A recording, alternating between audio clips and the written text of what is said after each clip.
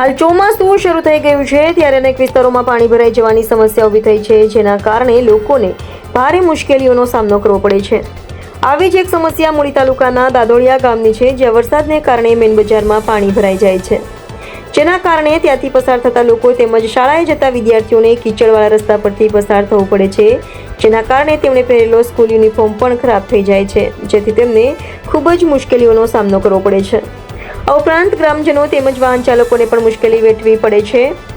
આ અંગે તંત્રને વારંવાર રજૂઆત કરવામાં આવી હોવા છતાં કોઈ પણ પ્રકારના પગલાં કે કાર્યવાહી હાથ ધરવામાં આવી ન ગ્રામજનો રોષે ભરાયા છે। આ બાબતે તાલુકા વિકાસ અધિકારીને પણ અરજી કરવામાં આવી હતી, પરંતુ હજુ સુધી કોઈ નિકાલ થયો નથી, જેથી જલ્દીથી આ સમસ્યાનું સમાધાન થાય તે જરૂરી છે। Reporter Solanki Rajubhai, NN news, Muli.